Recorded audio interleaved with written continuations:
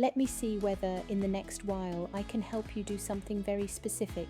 Understand emotional dependency not as a weakness, not as a flaw, not as a failure of character, but as a learned survival strategy.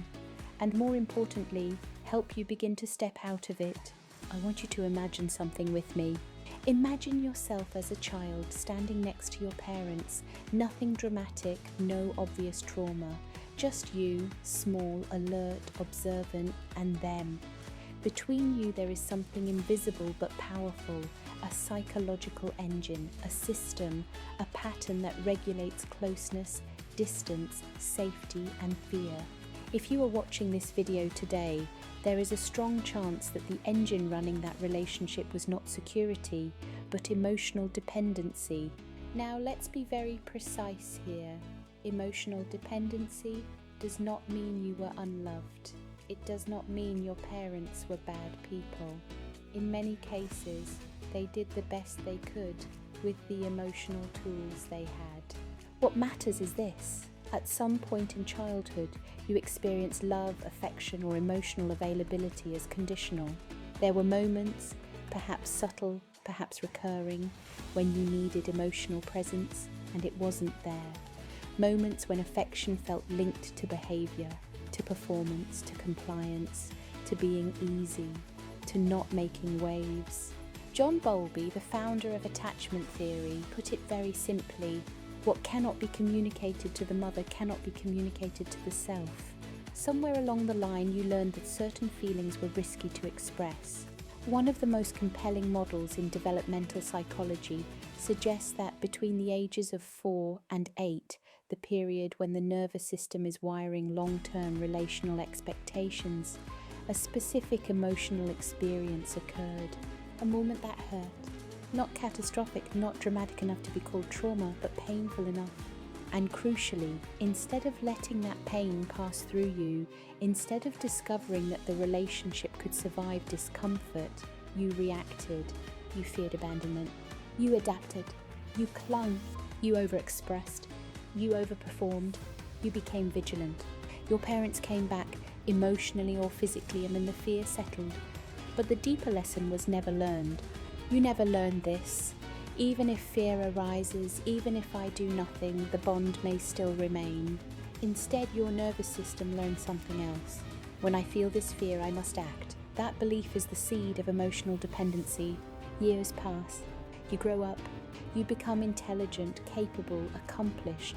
You enter adulthood, and then, almost magically, you find yourself in a romantic relationship. And here is where the pattern reveals itself with surgical clarity. You are unconsciously drawn to someone who runs on a familiar emotional engine. If your parents were emotionally inconsistent, distant, overwhelmed, or unavailable, you may find yourself with a partner who replicates that uncertainty. This is not coincidence.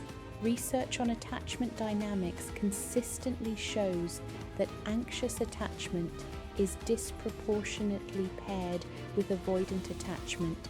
It is a self-reinforcing system. One seeks reassurance, the other withdraws under pressure. Both feel chemistry, both feel intensity. As the psychologist Stan Tatkin notes, we don't fall in love with people who make us feel secure. We fall in love with people who activate our attachment system. Congratulations, you are now an adult, faithfully recreating with your partner the same emotional choreography you learned as a child. But it doesn't stop there. The pattern spreads.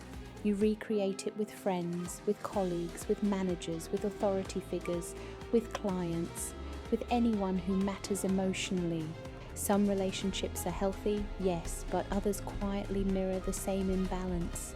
You initiate more, you repair more, you worry more, you explain more, you adapt more. And sometimes this is important. Even when the other person is not creating the pattern, your nervous system does.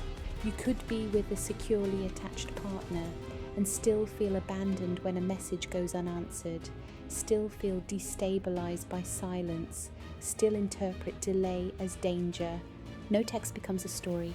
I am being left. I am not important. I did something wrong. And once again you act to restore the bond. Over time, something unsettling becomes visible. Your entire environment is governed by the same emotional logic, which leads us to the cycle. A problem arises, a conflict, a disagreement, a need. You feel fear of loss, fear of rejection, fear of abandonment.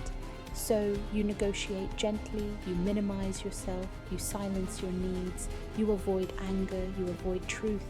But suppressed emotion does not disappear, it accumulates. Neuroscience is very clear on this. Emotional suppression increases physiological arousal, cortisol rises, cognitive flexibility decreases, irritability increases. After 4 or 5 unresolved interactions, the system overloads. You explode. Not strategically, not proportionally, but intensely. And immediately after, guilt floods in, shame, self-blame, fear that you have damaged the bond. Your self-confidence drops. Then another problem arises, and the cycle repeats. Sometimes when this pressure has nowhere to go, it leaks into other behaviors, compulsive work, alcohol, substances, overtraining, overachievement, numbing. This is not moral failure. It is nervous system regulation gone wrong, and this pattern can last decades. So how do we get out? Before we answer that, we need to understand something fundamental. The fear you experience is ancient. From an evolutionary perspective, social exclusion once meant death. To be expelled from the group meant starvation, exposure, predation. Modern neuroscience confirms that social rejection activates the same brain regions as physical pain, particularly the anterior cingulate cortex. As neuroscientist Naomi Eisenberger writes, the experience of social rejection is processed by the brain in much the same way as physical injury. This is why rejection hurts, literally. Studies even show reduced mitochondrial energy production under chronic social stress. Your body conserves energy as if preparing for threat. We all experience this. The difference in emotional dependency is not the presence of fear. It is the inability to tolerate it without acting. Because you fear what would happen if rejection were real, you develop strategies. People-pleasing, conflict avoidance, emotional self-erasure, hypervigilance. You hide your truth to stay connected. Let me name 5 experiences that tend to be amplified in emotional dependency. First, fear of rejection outweighs authenticity. You learned early that love was conditional. Your nervous system chooses belonging over truth. Second, silencing of needs. You don't say, I feel lonely. You don't say, I don't feel safe. You express secondary complaints instead. The message becomes about timing, tone, behavior, not fear. Third, the other becomes your reference point. What do they think of me? How am I perceived? You shape yourself accordingly. Fourth, emotional dependency is mistaken for love. It is not love. Love does not require constant reassurance. Dependency does. Fifth, loss of emotional autonomy. Your mood reacts to external signals. Silence destabilizes. Validation soothes. So why is it so hard to break free? First, because you have built an entire ecosystem around this role. Many people unconsciously rely on you staying as you are. Second, because you never learned assertion safely. You never practiced expressing needs without catastrophe. Developmentally, that skill froze early. Third, because you never stayed with the fear long enough to see what happens next. Recovery has a cost. Some relationships will end. Some dynamics will break. Some people will resist your change, but space opens. And here is the critical reframe. Emotional dependency is not who you are. It is a strategy you learn to survive, and strategies can be replaced. Regaining control does not mean becoming cold, detached, or unfeeling. It means allowing fear to arise and choosing not to obey it. Let me give you 4 concrete practices. First, name the currency. When you over-adapt, ask, what am I trying to buy? Peace, approval, safety.